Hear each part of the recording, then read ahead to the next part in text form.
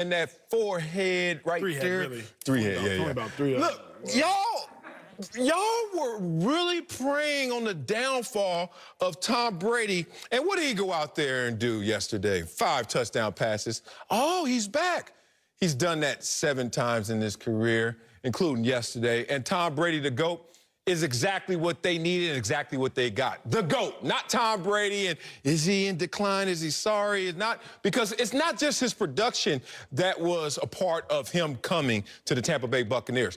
It was the fact that Tom Brady was going to change the culture, ignite every single player in terms of what they were doing and optimal results in terms of potential. And that's exactly what's happening. Look at the Tampa Bay Bucks right now. First place in that division. Look at the Tampa Bay Bucks right now. Only lost 1 game to a team that had a stranglehold on this division for the last 3 years. So, yeah, the GOAT is back. Not just in what we saw on the field, but in terms of the culture change. Remember, Tampa Bay losing its franchise.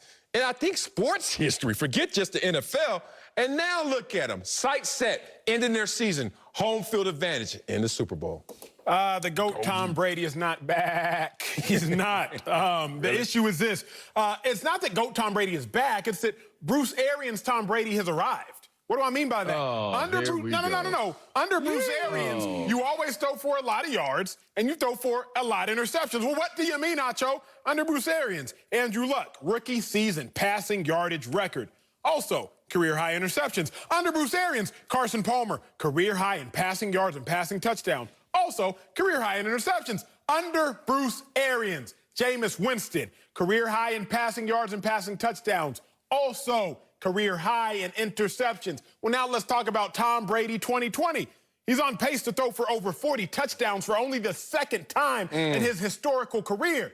But he's also on pace to throw a career high in interceptions. This is what Bruce Arians quarterbacks do. They light it up offensively, which Tom Brady is doing. Kudos to him. Tom Brady is the greatest to ever do it. But they also light it up and with throwing interceptions. Tom Brady's on pace for 8 pick sixes. Let's tell you, I'm going to drop the mic on y'all, though. I'm listening. Buccaneers last year, Buccaneers this year, through 4 games. Jameis had 9 touchdowns, 5 giveaway. Tom has 12 touchdowns, 5 giveaway. Jameis, 96 passer rating. Tom Brady, 99 passer rating. This is what Bruce Arians does. Kudos to Tom Brady for maximizing the good. The question is, can he minimize the bad? Thus far, he can't. That was a mic drop. Buck Nasty. Hater of the year. That's fact. You are the hater of the year. I can't stand you. I won't go outside and put a bowl of milk down so that your sister can have something to drink when she gets home. Man, I hate you. What you hate Tom for, man? Of course he's still the GOAT, and the GOAT is back. That was a good team that they beat. You want to know one of the hardest things to do in the National Football League? What's that? Is get on a winning streak. It's one of the most undersung, understated things that you could possibly do is win games repeatedly in the National Football League. And for them to be on a roll and be on a streak, and Tom Brady's play is elevating. It's not decreasing. It's not disappearing. It's becoming better. That's pretty scary if I'm somebody that has to look at this team and say, can they live up to the potential? I was one of those guys that said they can't live up to the potential of what they're saying because it's too soon. But after watching this game against that's the best defense that they've gone up against so far outside of New Orleans. But that's week 1, so I'm not going to get carried away on a week 1 game. They're in the season now. There's no excuses. And that's a pretty darn good Chargers team, even without Derwin James in the lineup. And for him to be in a game, because this was not an easily won game. It went down to the end. For him to show up and after a mishap early in the game, to bounce back and continue to play the way that he did. I saw some impressive moments in that game, real decisive. And it's just hard to look at him and sit there and say, I'm going to pull out some stat lines and compare him to Jameis Winston and say, because of Bruce Arians, you do know, Buck Nasty, that's Tom Brady that's coming out your mouth that you're talking about. LA, the two things are not mutually exclusive. I'm not saying that GOAT Tom Brady isn't. What I'm saying is very simple. This is more of a product of Bruce Arians. With every quarterback Bruce Arians has ever coached, literally, not even hyperbole, literally. He is not a product of Bruce Arians. I'm saying the statistics right now, the fact that we're at 2 pick sixes and the fact that we're on pace for 44 touchdowns. Brady wasn't on pace for that last year in Tampa. Either way. So what? No, he wasn't. Brady was not on pace for 44 touchdowns. He played the season, Marcellus. We don't have to talk about pace.